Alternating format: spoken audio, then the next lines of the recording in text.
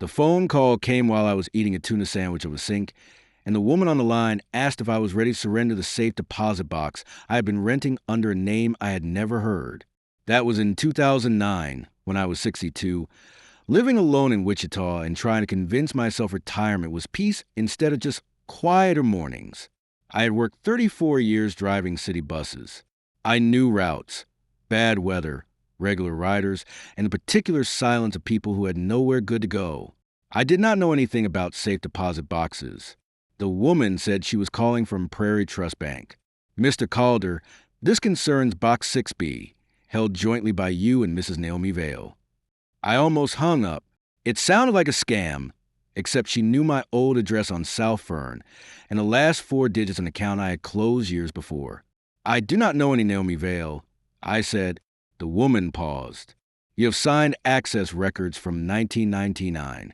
I have not been inside a bank vault in my life. The box is scheduled to be drilled next month for non-payment. Since you are the surviving joint holder, you are entitled to claim the contents. Surviving?